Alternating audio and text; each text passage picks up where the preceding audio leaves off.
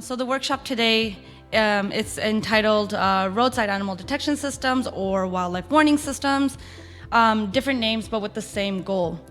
So I'll just briefly introduce us. I'm Manisha. I'm a postdoc at the University of Freiburg. And I've been working together with these lovely people over the last year, a bit more. So we have Mattias Olsson from Sweden, from EnviroPlanning, Michele Deis from the Forest Research Institute in Baden-Württemberg in Germany, and also Falko Brieger from the same institute. And so the whole reason we decided to have this workshop was rather that we're looking for advice and some ideas, but the big thing is that we realized that we were working on very similar things without knowing that we were working on very similar things. Due to these issues of terminology, and also due to the fact that while the concept is the same, the technique and the way we collect data and the way we communicate that data can be very different from location to location, or even within countries and site to site. So that was the intention that we came up with this workshop for. So we're really looking forward to getting some feedback from everyone with their experiences and what they think we can do moving forward. To briefly, super briefly, give you a quick introduction into what we're talking about. So there will be some acronyms thrown around tonight, or sorry, this afternoon. I don't know what time it is anymore. So ADS for Animal Detection System, or RADS for Roadside Animal Detection System, or WWS for Wildlife Warning System. These are the more popular ones that you might encounter. But the aim of the game is always the same. We want to detect wildlife, we want to inform the drivers, we want to reduce collision, and we want to try to maintain or even increase connectivity. And the goal of the workshop, as we've outlined for today, is to just share experiences, as I said. But what we're focusing on, since this is such a complex issue, what we're focusing on is the data side for today. So the acquisition, the storing, the processing, and the reporting. And we really want to discuss the common challenges and potential solutions. And one thing we want to raise today is the potential for us to create a working group under the banner of IENA. So if there's enough interest for this, then we will initiate and push that forward. So have that sort of mulling in the back of your mind if that's something that you would like to work together with us and to create and push forward.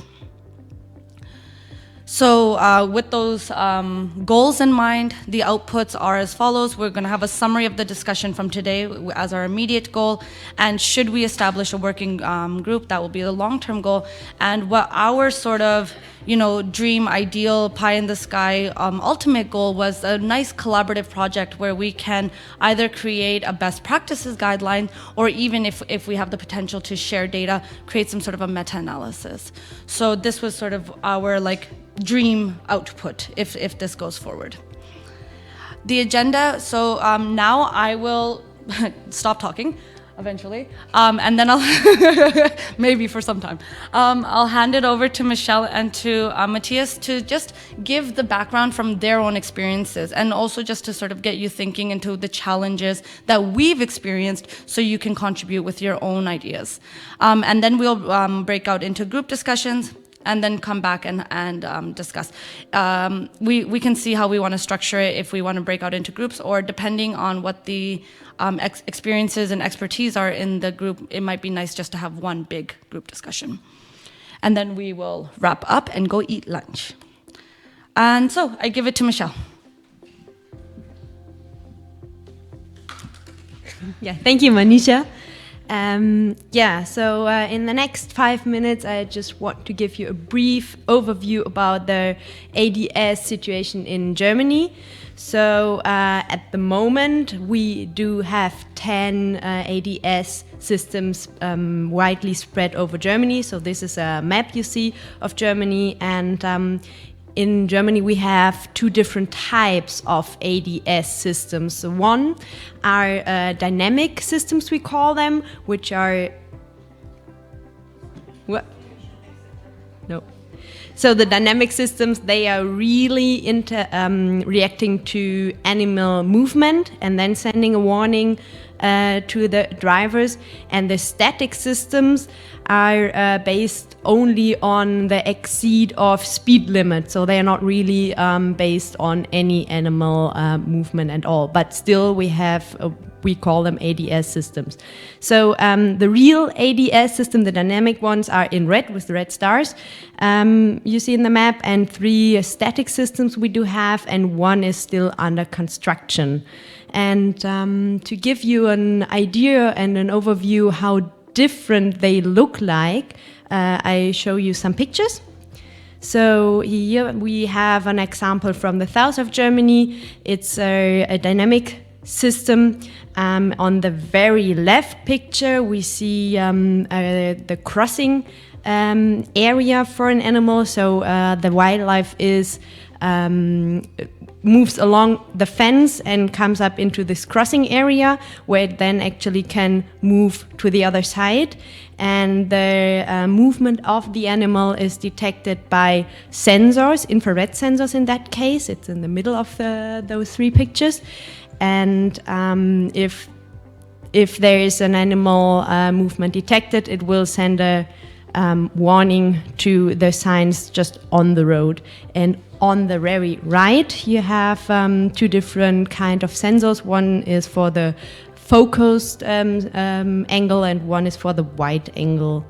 So, but we do have also different kind of systems. And another spot that's from the west of Germany. Here we don't have any fence at all, so the crossing area is just a few kilometers, and the sensors are not on a pole but on the ground based. As you see here, the white tiny box. There we have a beam sensor inside, and if an animal is crossing through it, the beam is broken, and then there's a warning sign to the drivers on the road. And then we have even another different system, the static system, as I mentioned.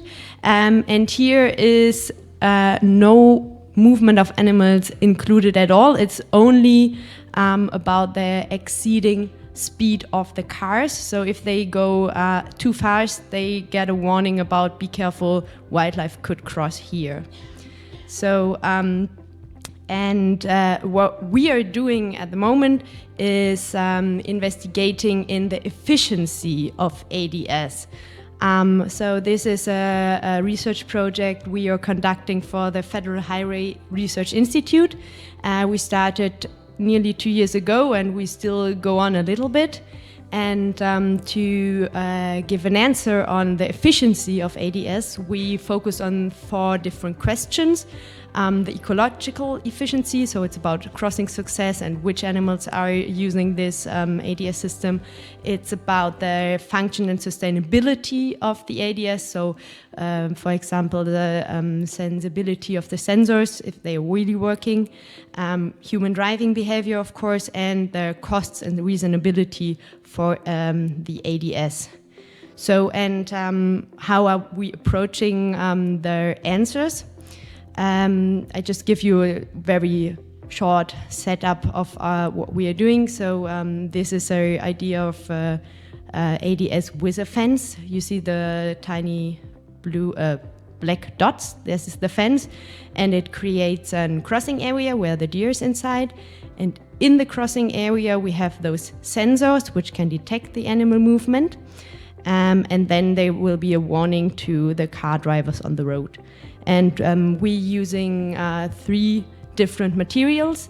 So the first one is the traffic counting devices before, in, and after ADS to just get an idea, collect the data of the speed from the drivers.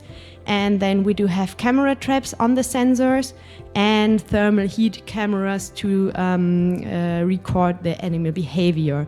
And the most important, most of our ADS have a data logger which is logging the activative data of the ADS, so when is it active or not.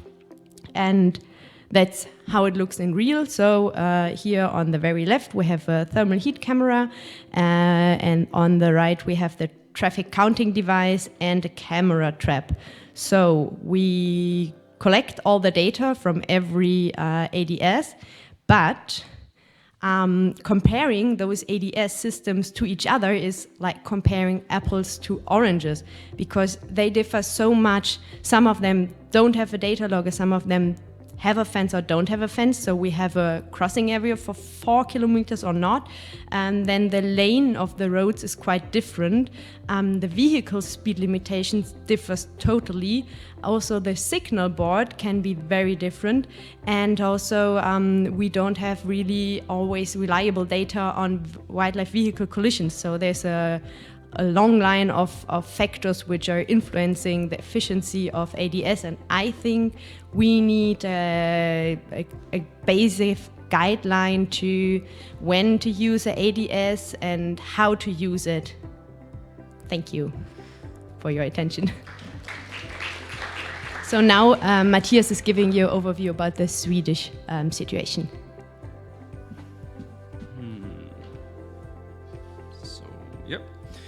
So thank Michele for the great introduction. I will not speak so much about the system technology and so on. But we're talking about the same things here in Sweden. So I will more talk about the data collection and some of the efforts that we do and the problems that we're facing with data collection. We have so far had 4 RAD system in Sweden that is at grade crossings. So fence are funneling animals to a crossing point, and we use that as a complement to a bridge or a tunnel for the wildlife. So the system works the same as Michele said. We had 4 from the beginning. Now we just had 2, and we tried to. 2 of them were deleted. They were gone. They were closed, basically because of maintenance problems. They couldn't be maintained. So we started a couple of years ago to build up a technical common platform within the Transport Administration. We use the same platform that the Transport Administration use to detect humans at platform at railroad, so they can stop train and so on. So the platform is there, the technical solution. It's actually just a software provided by Milestone. And we have the intention now to use the same technique on roads and railroads, and it's the Transport Administration that maintain the equipment, they maintain the platform, and they can also have the technique on framework agreement. It's easy to buy for them. So for a project leader, you don't have to invent everything. You can actually just buy the equipment that is listed in a technical paper, sort of.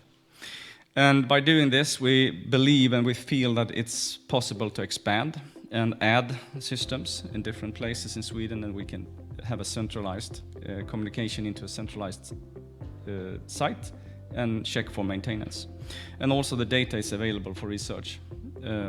So the data that I'm going to show is from this Milestone data. So the Milestone is actually heat cameras. We have 2 masts. So the heat cameras and the sort of moving ER sensitive cameras, radar, is on a 6-meter high mast. So you can actually cover the whole crossing zone, so you can see one animal from as it enters and it exits on the other side. And also the detecting triggers a warning to the traffic, but also a bookmark within the platform, so we can actually look at the bookmarks and download them and look at the videos. But we also, this is the first sort of one that is built on Milestone. So we started in late 2019 with both auto cameras and with the Milestone. So we used 2 different data sets. So the one on the bottom here, you see the auto camera setup, and we didn't have a clue how to do this. So we just added tons of auto cameras, 4 on each side, 5 actually on one side. And we collected events from each of those cameras, and then we build up, calculated the crossing and return rate based on the events that we could see within 10 minutes on the different cameras. So that's an event. So if there's pictures from each side of the road, then within 10 minutes, that's a crossing. And if it's not, it's a turnaround. That's the only way we sort of suitable could handle all that data amount from the auto cameras. And we compare that now to the milestone films that you see at the top, where you could follow the animal nice and easy from one side to the other. So the auto cameras is actually, the data there is from a colleague of mine, Marcus, who did a separate follow-up study for Trafikverket. So this is just joint result here. So that's one of our sort of key issues here. How should we, that's one of the things, as Michele said, to calculate. But we thought from the beginning, how should we sort of calculate the animal crossing performance in a crossing like this, since it's so hard to use auto cameras at the road. We can't use it at the road. So we tried to do both event-based calculations, that is group behavior among animals, and also we calculated the individual behavior of each animal. And we used these data from both these. Let's see if we see it. Yeah, you see it. So we see a great difference between the auto cameras and milestone. So for wild boar, we saw that the blue lines are the ones that actually we noted as a crossing individual or a crossing event. And the orange is those that turn around. And it's just a huge difference in our perception from the auto cameras, from the sort of, what we call it, the real data that we can see on milestone, especially on wild boar. And wild boar is, since they are group living, it's very hard to detect. You can't detect all the individuals on each camera. So that's why probably we see a great number of turnarounds that what we think. It's a little bit better with roe deer. So the performance is more equal there. And the last one then is red deer again then. Where we have a crossing rate of about 80% with milestone, and if we compare that to auto cameras, we see that it's like 50%. That's a calculation. So yeah, so these are just figures for one of the discussion that we want to talk about today is data handling and how to collect data in these tough circumstances. This is sort of the same picture that Michele showed. So just some of the things that we believe is important to study. That is traffic mortality, also at the site then, of course, within the crossing site, but also at a larger functional scale. And we also need then, of course, reference sites. Driver behavior is one thing, of course. Do they slow down, or do they react on the warning that they just had? Since we have a chance here to actually look at animal use and interactions with traffic, and that's something unique with this passage, this wildlife crossing. So that's something we really need to focus on, I think. And then we have the technical questions. I think we could leave that to other, actually. I'm not sure. We're biologists. But one important note that we have been discussed also is that it's so important to now in the early phase that put up goals together with the transport administration. What do they want? What performance do they want from this? And also from the technicians, what performance could you give us, sort of? So it's really important now in the process to be goal-oriented and see how, and then build up things. Oh yeah, just a last slide. This research is within the 3Call research program that is sponsored by Trafikverket, the transport administration, and just there's a few of my colleagues here that has been involved. Yep. Cool. Yep.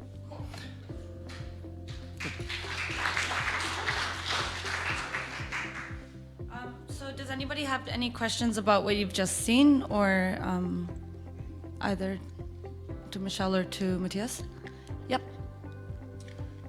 Question to Michele. I got the impression that, let's say, the ecological functioning of the structures is you mainly look at behavior of passing, speed, number, etc. But are you also looking at roadkill and reductions in roadkill? Did you use any before data, comparing with after data?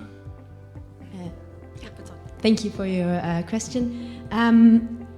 Well, we use them if they are available, but due to there's a lack of those roadkill information over whole Germany. So we only have it on few spots, and they are only recorded by the police if there's a big animal vehicle collision. So actually we can't rely on the data we have about road kills on this spot.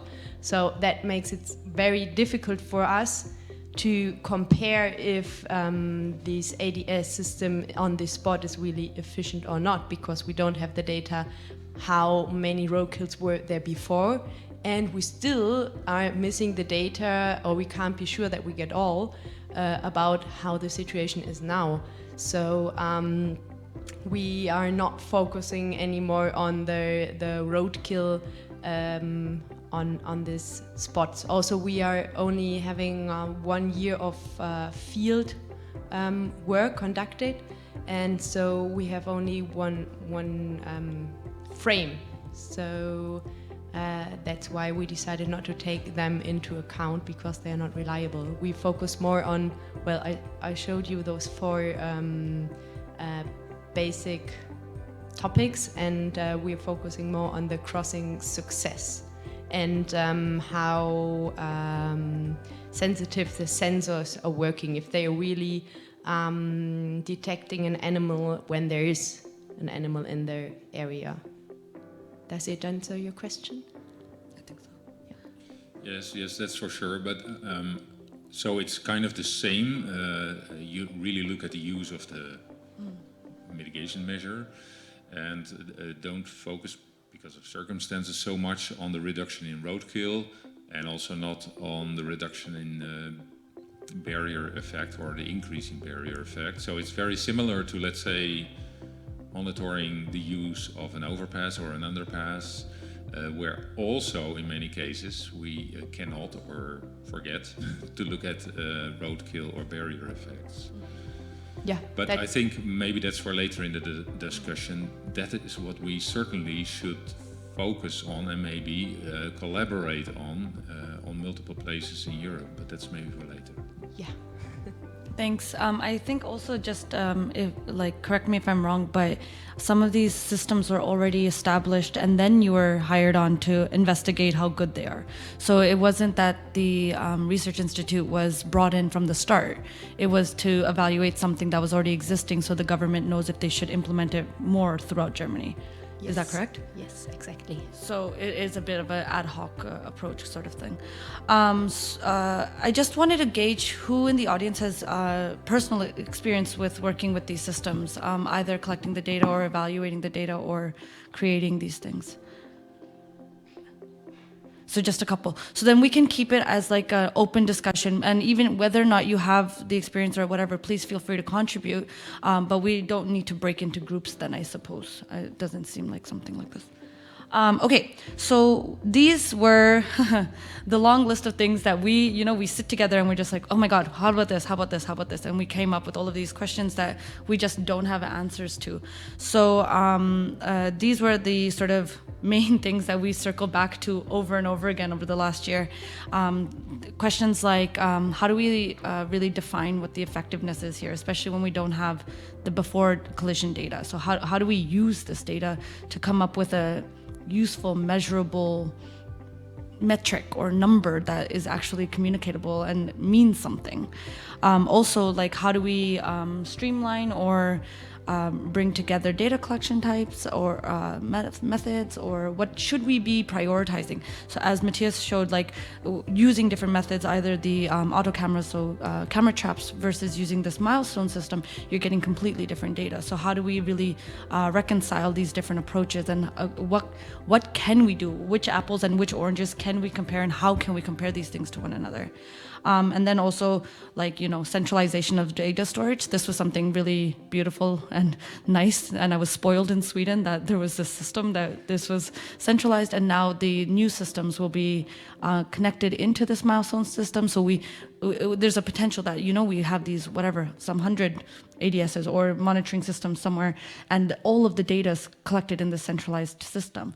And that's something quite interesting. So maybe this is something that's only available in Sweden, or something that may not be eventuated other places. Or how do we get that going?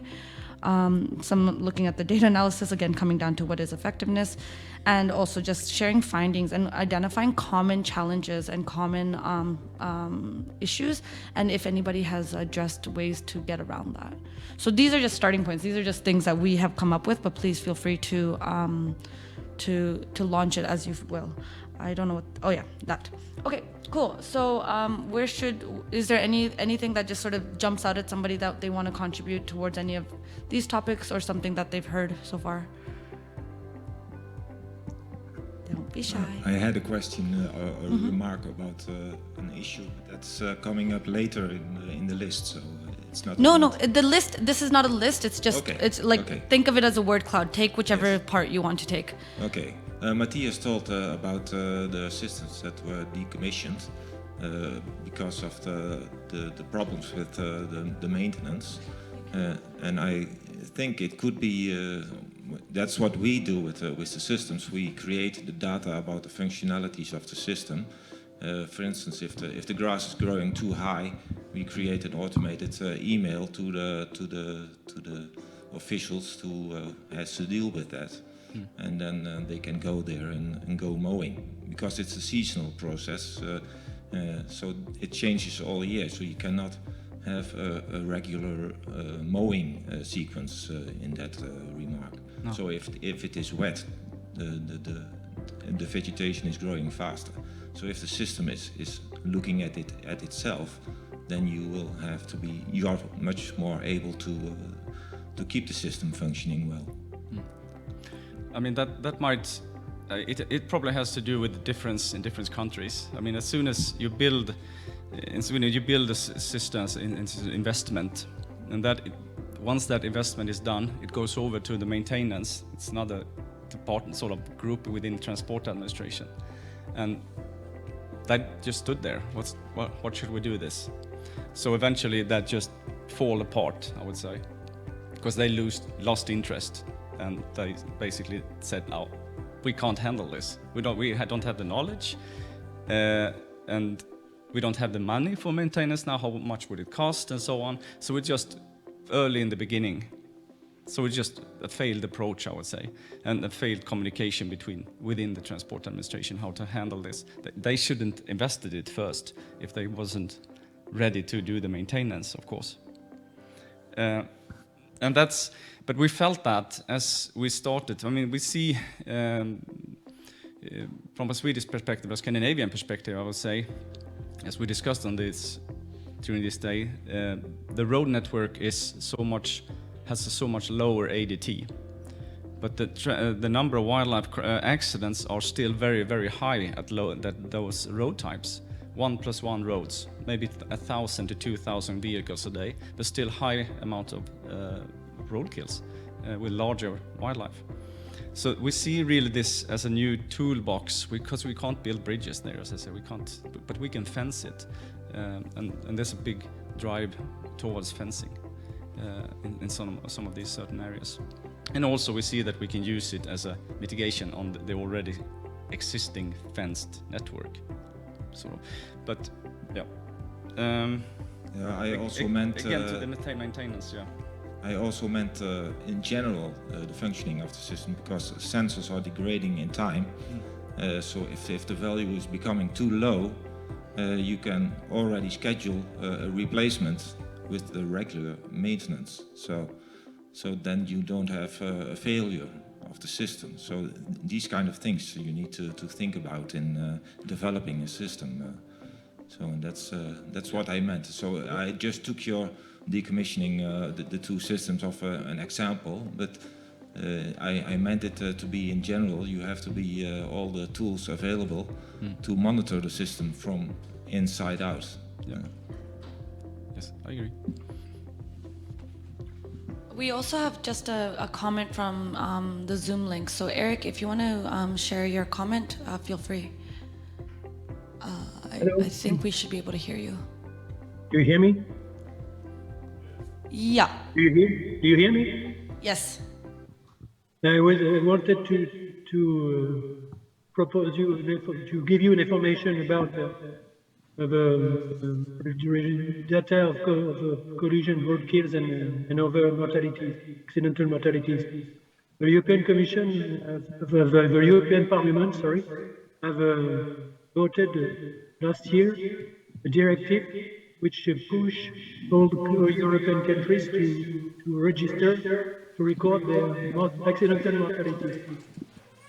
So we were in the process, in the way to build with the road administration data of road mortality, the data set of mortality, and we stopped here because that's more based that it was previously done. It must include fisheries and things like that. So it's more complicated than it should be. But maybe I wanted to share you the information that it could be a good way to encourage the building of roadkill data sets. Cool. And Should I comment on that, Manisha? Okay. Yeah. Do you mind repeating what he said? I didn't really pick it up. Yeah, I mean, basically, Eric, there will be more focusing on a European level to monitor roadkills. Is that correct? Sort of. yes, that's it. But other activities also, wind plant, fisheries with cetaceans, or solar plant also. There must be some studies on it. We don't have few information about studies about this production of energy. So it could be a good way to push administration to build a data set, a European data set, why not? But at least the national data set of a roadkill, transport kill. Yeah, I mean, right now that it's a great difference between countries how you handle roadkills. I mean, in our studies we are looking at roadkills, and we are doing a sort of a package design, have reference sites, but just on a small sample size in the beginning now. But hopefully, as this increases, and then we have the chance to actually do a proper study on how much we could reduce the number of wildlife accidents with a method like this, together then with fencing, jump outs, and all other things that you might have need in a construction like this, not just the fauna passage. Yep. And to finish my contribution, we are building now. We will launch it next year. Data set of fauna passages, with, of course, the registration of all studies, all monitoring that could be done in each of these, of those that are monitored. So, and we could share the experience that we have in next CIDI conference. Great. That would be great. A database of fauna passages and experiences. That's super. Thank you. I'm like talking to the sky. I think Heiner has a comment. Yeah, if I may. Yes, there you go. Yeah, Edgar's comment raised a question, at least in my head. So you said a good approach could be roadkill before, after. So the case I have in my head at the moment, we will install such a device, is in the relevant time for before, after, we face lots of land use change. Put the microphone closer, please. We face lots of land use change in the relevant time for before, after. So corn fields for energy production, new photovoltaic plants with fences in that time, a very strong increase of individuals in this area. We implemented a corridor, an overpass on a motorway, and then we need, because it was very fine used by red deer, we need now at the next highway such a warning device, so the before-after situation is completely different, not due to the warning device, but due to the landscape. How to go. It's correct. So you want to take that, Edgar? Or should I do it? I can answer. It's true. Field studies. Just a Wait, second 1 second. for the Wait, Edgar. Yeah. Wait. microphone, please. We want to hear you nice and clearly. Yeah. It's completely right. It can be very complicated, and it's a matter of selecting your sites well and trying to get out as much as noise as possible. So if you know this is an area where there will be huge changes, don't go there with your testing. And besides landscape, there might be other issues. Controls are very important. Controls on the road, but also measuring the population. With that, you can make corrections. But yes, there are challenges in this. But it might be more feasible for us all to find proper research sites across Europe than we do on our own, because altogether we have many more roads, and we should try to convince either the road agencies that want to use this type of measure, for example, to do it on 6 or 8 locations, and please do it the same on all these locations. Don't try on every location something else. And then you, we have to check the statistical power and all that technical things, but then we might come up with really nice experiments that tell the road agencies something about the effectiveness. I think that's a really great point, because that's actually sort of what we were hoping. If this becomes a bit of a working group under IENA, that would be a great platform that we can then collaborate across borders a bit and try to collect data on a greater scale. And just to come back to the original question, to address or to try to account for this changes or the natural fluctuations, or maybe the effect of pushing the animals to the fence ends and things like this, we try to control for that by using reference locations. So we have some spots along the same roads or similar roads within the network quite close by, and we're just looking at the changes of wildlife vehicle collisions over the same study period as the ADS, so before, during, and after the construction of the ADS, to see if there were other changes in the local area. So that could be another way to help give some trends to how the things are changing in the natural system, or in the context anyways.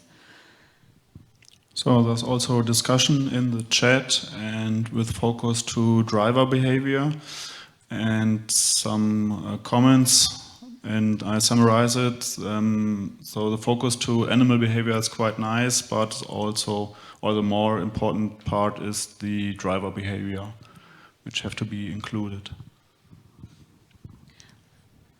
Okay, so I have a few ideas on establishing the research questions. Wait 1 second. Before we start that, can we go into this? Were there any comments about the driver awareness just before we go into the next topic? Sorry, just keep your question. We'll get back to it. For our system, we did it, or in the Swedish system, when I say our system, we didn't manage to get reliable data on speed.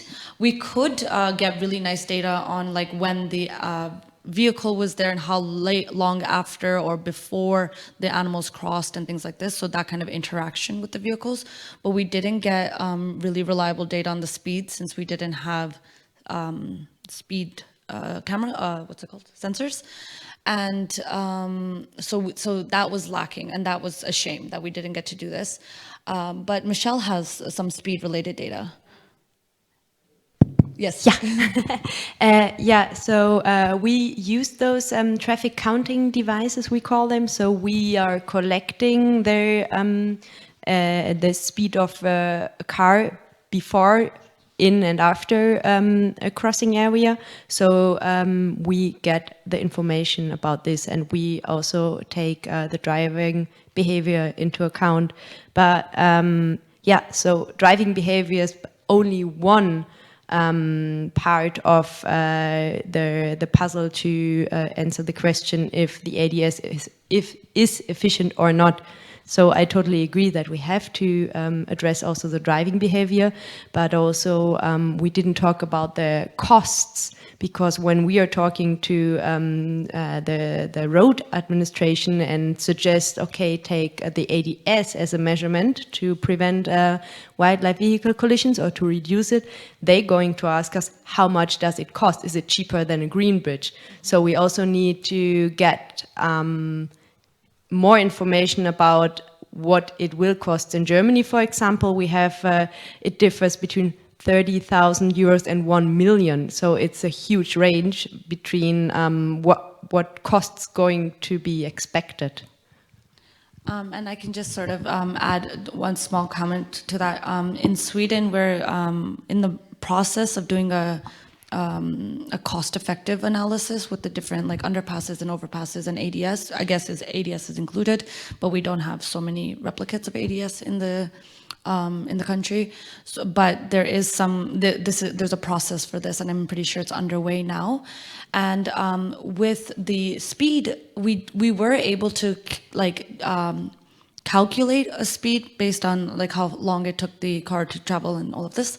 And what we noticed was that the drivers, if they reduced their speed, they were reducing it to, in this road, it was 80 kilometers per hour. So the last posted speed limit. So we were not able to control the speed limit. Like we didn't have, we didn't have the right or the ability to suggest a reduced to 50 or something, but we do see that they did come down to the noted speed limit. So maybe that's something to consider as well, that if we want to try to reduce speeds, we have to give that suggestion, because they're just so they're usually probably going 100 or plus, and then when they see the sign, then they're going down to the last noted 80, which is not probably not sufficient. But yeah, Edgar, go ahead.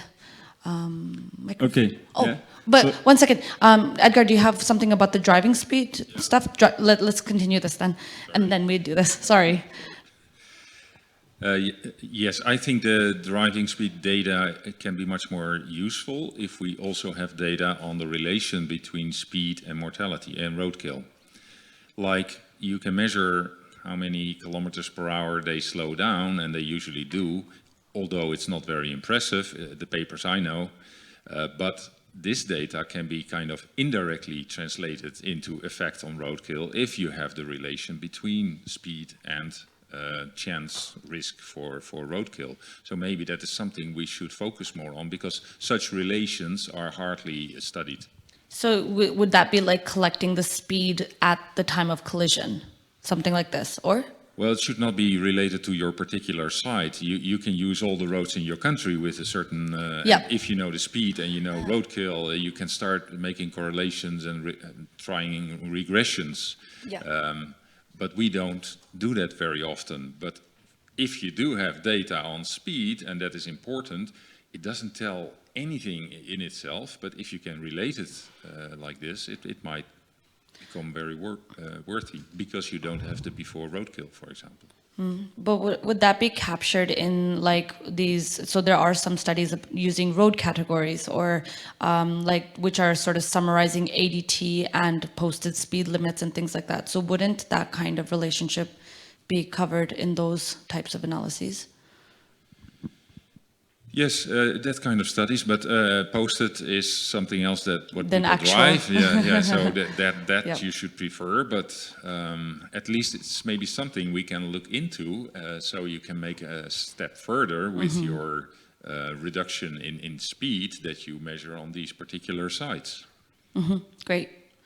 Any more comments about? Oh, there's something in the chat. Oh, and Eric has something to say in the chat. Eric, is it about the driver awareness stuff? Yes. Okay, perfect.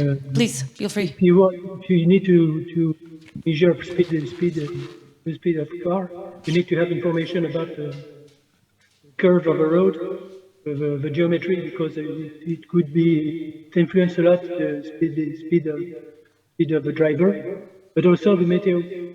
meteorology, you need to have it if you have foggy weather. You won't have the same speed limit, and the visibility won't be the same, and you have the same risk to have a collision. So you need to mix all these information. It becomes tricky. So it gets more and more complicated. So we need to know if the road is straight or around a bend or things like this, and then also the weather conditions and the visibility. Yeah, yes, agreed. It gets slightly, keeps growing in complexity, this issue. I was gonna say something, I forgot. Nope, can't remember. But maybe it's the right time to jump to more general question, like what is the establishing of this research? The question, you know. And first of all, I think the detection system is only detecting the large mammals, like bigger animals. Or So in ours, in the milestone, we have like fox and hare as well, but not much smaller than that. And we're not really focusing on, like it is for terrestrial mammals. So, yeah. So that's yeah. Yeah. So maybe this is the point, because if we are dealing like with mortality. Mortality is also including very small species like birds, amphibians, reptiles, and so on. But if we are going to large species, we are mostly dealing with accidents from the point of view of transport safety or road safety. And maybe this is the good question to answer. If the system is increasing the road safety, or it is increasing the probability of avoiding the collisions, because after that, if you have the accident with an animal, basically most of the time it's going through an insurance company, because you have some kind of damage on your property, because you hit a large size of an animal. You can understand where I'm heading. Maybe it's too complicated with this system to establish if it's effective for connectivity. Also due to the fact that the landscape can change a bit, the behavior of the driver is also considering. So mostly these types of systems are dealing with the road safety. So maybe it's good to answer if it's increasing the road safety or not. That's just an idea, you can think about it. Yeah, just focusing on road safety sides. But Michele, you wanted to add something about the size of the animals? Yeah, just briefly. So there are 10 ADS systems we have in Germany are using on every spot different sensors. And due to this, they are recording they can record different species. So we have, at one spot, we're using thermal heat cameras. So they can detect really small animals. They claim they would even recognize a dormouse. And we do have some which are only at the size of a fox and bigger. But we also see some which are only able to see wild boar and red deer. So it differs quite a lot. And it's also due to their conditions outside. So if it is an infrared camera and it's really cold, and their animal in the winter, if they are very good isolated, they don't detect it. So this is also a difficulty we're standing in front. But there was another question for Long, or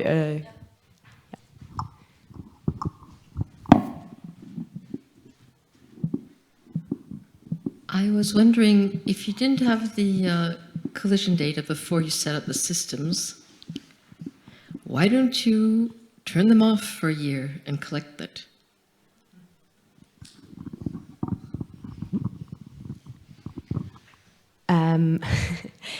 That's a good question and a nice suggestion as well. But we can't collect for 1 year the data for it. We have to ask the road, how you call them,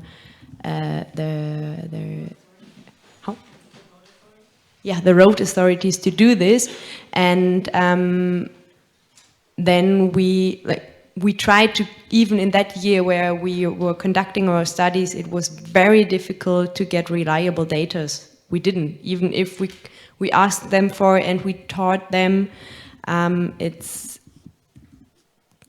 too difficult to get them. I think the big thing is that it comes from I think the big challenge is that it comes from a difference in like the goal or the perspective, because this, as I said, like for Michele's case, it came up after the fact.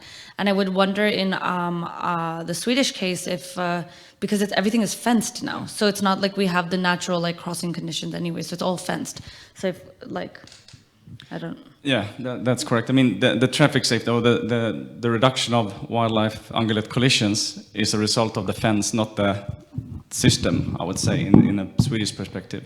We did pre and post sort of analysis, and we saw a reduction of, what was it, 67% related to the reference area that we had before the situation. But that's the fence. And I mean, within the fauna passage, we could identify 3 wildlife accidents during the period that we looked at. But there were a lot more wildlife accidents at other parts of the fenced road than there were at the crossing site. So you have to look at the whole stretch. So we can't do that. We can't shoot it down. We have 2 comments from the audience, Fernanda and also Andreas. So whoever wants to fight first. I have a comment if you wish. Thank you. It sounds like a good idea, a test site, switching on and off the devices. But this is not a good idea. We have in the Viconet, we are operating 18 test sites with 1,500 devices.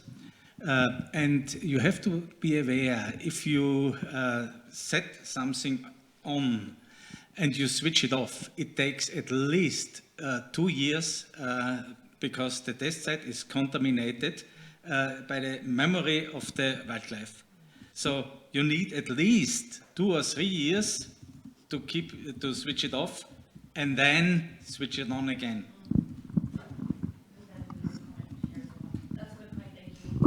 Thank you. What's the memory of the wildlife? A second, wait for the microphone, please. Because the system is not warning wildlife, but drivers. There is no. Behavior has changed permanently for at least the next the behavior of the wildlife this changes for the next and the generation after. Yes, but this will change because of these fences, not because of this detection system. Because the wildlife reminds that there was a system. We had this in the US. But all physical parts of the system remains, and expectedly the wildlife doesn't feel if this infrared detector is sensing them. You're talking again, just talking against each other, because your system is built that there's a warning to the wildlife. And so you didn't, you didn't know that. Even you set up just something passive without a warning to the animal. The animal have a good feeling for the environment. If something changes in the environment, the animal will remind. But this is what we learned. But switching off the system doesn't change the environment of your system. Yeah, that's a whole other thing. It's a different story. Exactly. But we had some comments back here. Sorry, you had a comment. We had also. I completely forgot. I'm so sorry. Okay, it's somehow related to this driver behavior. I wondered, you have those, you call them static systems. How effective do you consider they are? Is this speed reduction control effective to wildlife crossing? I'm not sure if I got your question right. So you asked which effect the driving behavior, what the warning, how the warning affects the driving behavior. I think the question is does the driver follow the speed limit or not? Yeah, and how effective these type of crossings are from the animal point of view? So I can't answer this question completely because we are not done with all our analysis, but there is a trend, at least at our ADS systems, that, well, and it depends on the location. So we see on locations where the public is informed about the ADS and there is a constant, there is information about it constantly, there we see that the drivers slow down, and where we have none of those information for the public, we don't see any effect at all. I think this is like separate measures that must be applied together with the system, how to affect, how to influence this behavior of these drivers. And what I wanted to ask was that can you say the false positive and also false negative rates of this detection? And why I ask is that because if you have false positive detection, for example, some leaves or something is moving, then this gives false positive this warning signal to drivers. And this starts decreasing the reliability of this system, and this is the culture of driving, and do they behave to this? 100%. I think we've all experienced this actually. I think it's inevitable, and we've all kind of dealt with this, and it's a pain because we also know that the more the drivers see the warning where an animal is not there, they become like desensitized to it. So yeah, I think we've all had that experience with our work. I just want to read some comments from the chat. So Wendy has agreed that like with these ideas about connecting it to driver behavior and acknowledging that it's also critical to work with social sciences to understand how to like adapt and manipulate. And also this communication people Yeah. who know, like advertisement and such kind of areas who, you know, typical this commercial advertisements deals with this how to affect people's behavior, and actually the question is the same here: how to affect this, change the behavior. Change the behavior, yeah. Yeah. Or put people to do something that they do in this situation. Yeah. We also have a comment from Jo. Jo, yeah, do you want to raise your point now? Yes, if possible. Can you hear me? Yes, perfect. Yeah, there was this idea to count the number of road kills with and without the system going, and I would like to add on that, comment on that, and that is that I think that studying behavior is more crucial actually, because luckily most animals that are near to vehicles are not killed. So what is crucial to know is actually the risk of being killed, and there will be much more, and you know this also, we have been talking about, me and Mattias have been talking quite a bit about this. So I think if you sort of aim at turning on and off this system is still a good idea to monitor the animal behavior, because you will simply get much better, much more data out of that. Much more data of animals being at risk of being killed. It changes the research question for sure, but this is, I agree with you completely, and this is what we found, Mattias and I found, because we were from, I don't remember how long, we had like a year's data, and I think we only had one collision with one wild boar in this year, but we had a lot of interactions with traffic, so we could really observe like either approaches and repels, or like standing in the roadside verges and things like that. So those data wouldn't get captured if we only look at collisions. So these are sort of potential risks. They didn't end up in a collision, but they could have. And so we try to incorporate that also into our study. Right. And one important, I don't know if it actually changes the research question. Of course, it depends how you define. But as to the Swedish Transport Administration, for example, they have the ambition to provide animals with safe passages. Yeah, exactly. So I mean, the baseline question is this a safe passage? Yep, exactly. And then the risk for the animal is the right question to pose. Yeah, exactly. And this circles back to what Mattias brought up in his presentation, that it's really imperative to set the goals up with the Transport Administration, if they're your your main client, or however you want to put that. If that, like, to really establish what is the effectiveness, or what do you define to be the effectiveness there. Eric, your hand is up. I'm not sure if it's a new hand or an old hand. It's a new hand. Okay, do you want to talk? Yes, two points. The first, I fully agree with Jan a lot, but you need to know also the composition of the herd. If you have a group of animals, of course you need to know the young inside the group. We could modify the behavior of the different animals of the herd. And also it needs to have an idea of who the herd is. Are there the youngsters, or are there the olders?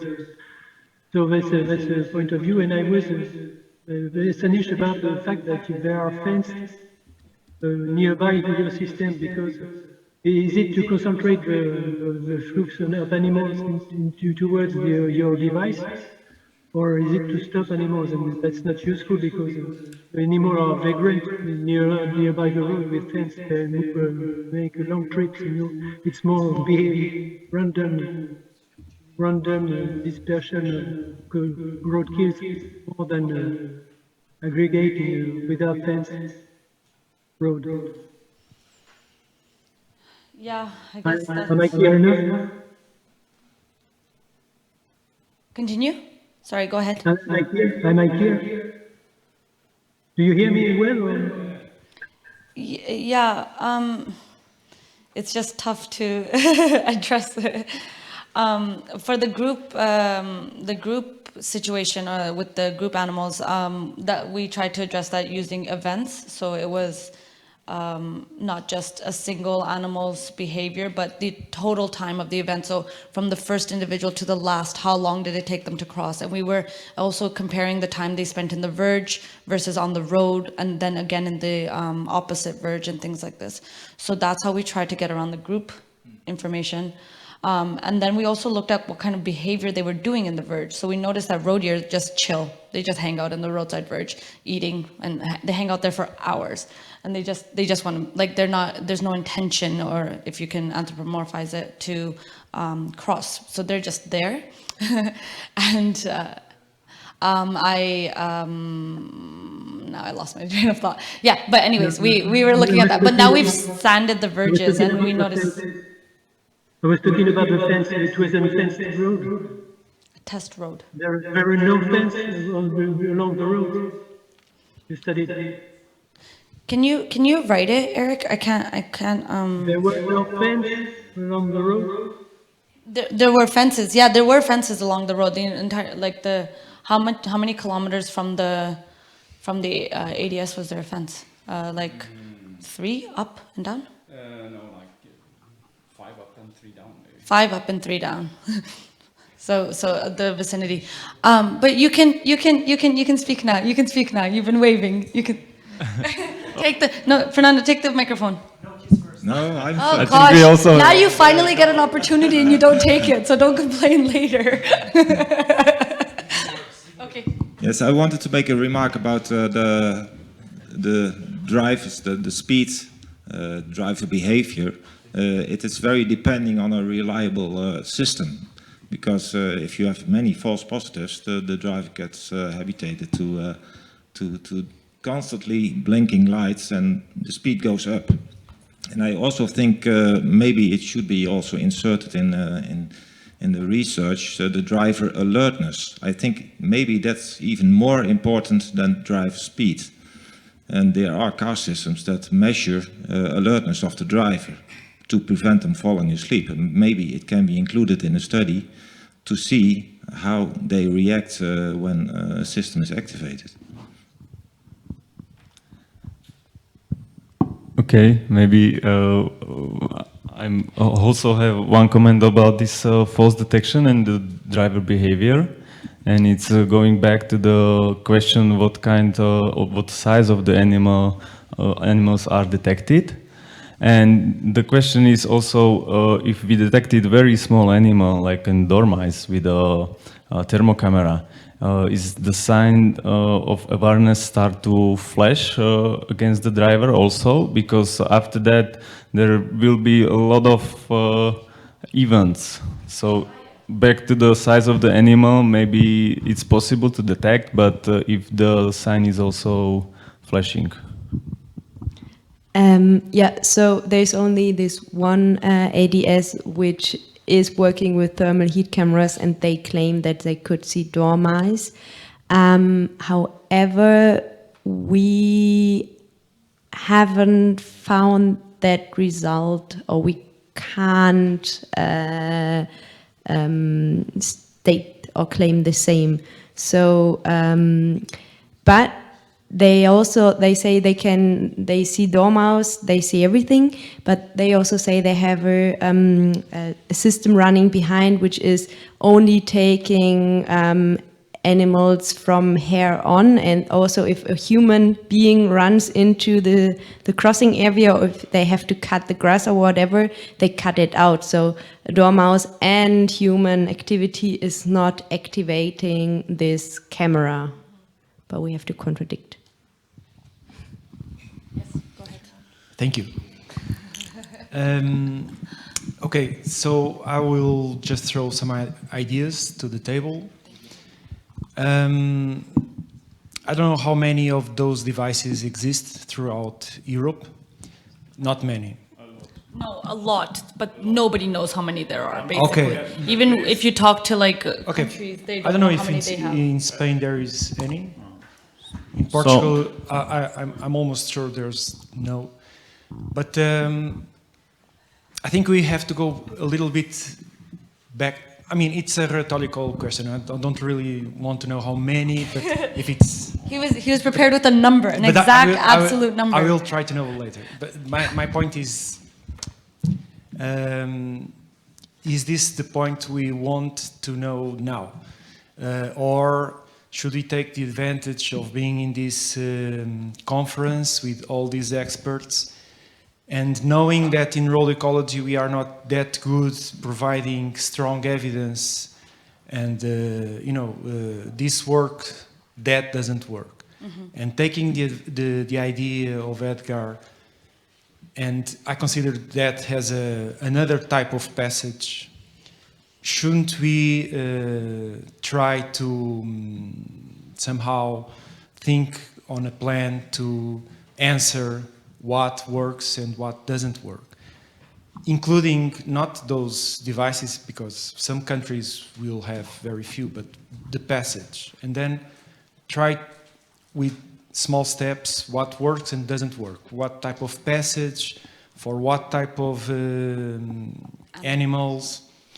I mean, slowly try to give a strong answer to the road agencies and all the scientists. So we are the experts, but we failed, as many papers have addressed since the Castle paper in 2009.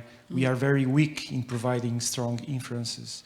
So why don't we take this opportunity, try to, I don't know if it's right now, but somehow in this conference at dinner, try to make a group of, and replicate experiments. Like a working group, hey? Hey. Or a drinking group, and try to think about an easy experiment, replicable, and all that. Okay. Yeah, can I just say, I think you are absolutely correct, and that's why we want to have this meeting now. I mean, if we look back, Edgar, like, if we did this with overpasses, underpasses, and so on, I mean, we're still sitting here with our own data. We don't share that much data. I'm not sure how it is in Europe, but I mean, we're all struggling. So that's one outcome that we really would like to discuss, is sort of in the form, in the next phase then with the working group, is how to collect data, how to, the methods, and standardize that so that could be replicated in different countries. So we can have a joint effort. I think we should. Oh, sorry. I'm sorry for the other speaker, but I think we should agree in an easy question to answer across the different countries. Yep. And that's the difficulty. Okay. But that's something that I think that, like, we were envisioning sort of that to become one of the fruits of the working group, to start there for sure. But just as you're sort of talking about on the IENA scale or at the broader scale, I will say that this is the stuff that things like the handbook, the wildlife and traffic handbook are addressing, and giving, like how Carmen showed, with like giving this green, yellow, red solutions to different problems. So there are efforts to combine and collate this information across different mitigation strategies. So the network is trying to do this. And we also have other sort of platforms like Transport Ecology, which is trying to then communicate from literature to practice, or to make the literature accessible. So these are things that have come out through this network. So it's just about finding the right resources. And also there was a workshop just yesterday where, like, I'm pretty sure it was through Bison, where they were just sitting down and saying, okay, what is an overpass? What is an ecoduct? What, like, coming up with common terms, common descriptions, common definitions. So we use the same terms across the board. Yes. So sorry, yeah, but how effective they are? That's for sure. And those, we don't have much compiled information, at least. I'm sure we don't have compiled data, but I think we have this sort of resources of expert opinions and things like that. But I'm completely in agreement with you. And I think we also have this opportunity where we can, like, you know, jump off of or mirror other collaborative efforts that are happening throughout Europe, where people are sharing data. Like, let's get into that mindset of working together instead of everybody reinventing the wheel and doing the same thing 1,000 times over in different places. Go ahead, Edgar. Yes, I think that's essential and would be nice to have as a goal for a working group. Like now we are responding or acting whatever is thrown at us. Michele is giving the example, you know, yeah, we built this. Can you look if it works? Thank you very much, you're 5 years late. But we should become more proactive. And the target of a working group can be that we look, okay, what is needed to test this system, or 2 of these systems, or 3 of this system, what is needed to test that properly? And then we go with that plan that we as experts have worked out to the road agencies that usually throw things at us, but now we throw something back. And we say, if you want to know whether this thing is working, whether you want to make an evidence-based decision in the future, whenever you decide to put the thing in place, this is what you need. And we can do it together all across Europe. And that's very efficient because in northern Sweden, nothing changes in the landscape. So perfect research sites, for example. So Dutch money can go to sites in northern Sweden because that's the best place to do the research, and we're not stuck to our own little country with our own stupid sites that may be much less efficient to do it. So the advantage of a working group across Europe might be, for example, to select a proper research side. But we come up with the plan.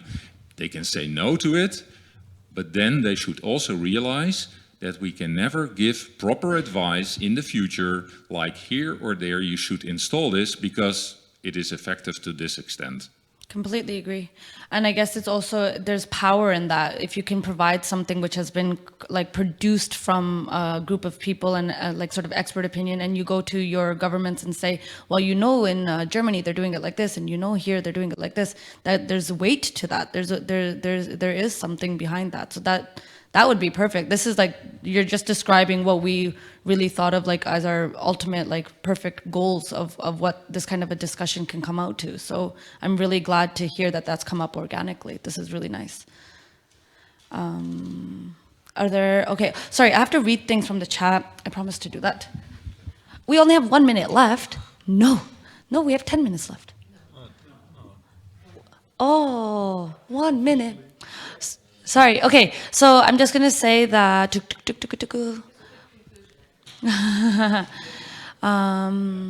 that there's also means to alert drivers through apps. That was something that has come up in the chat, and it can be also broadcast into the driving, into the car itself, which I think it's something that also has been under discussion. I'm not sure how formally, but an idea that's come up in Sweden, because we get these traffic reports a lot in the sound system. So to incorporate that in there. But I guess then we should actually be ending this, and we didn't follow the agenda at all because I got distracted. Sorry. But if you are keen to join the working group, please, before you run away, please come in and sign your name down to the list, and then I will send out notes. And then also to formalize a working group, we need to have like a target and goals and like a timeline and stuff. So we will need to prepare that maybe via a Zoom chat over the next months, and then submit it to IANA. Great, thank you so much.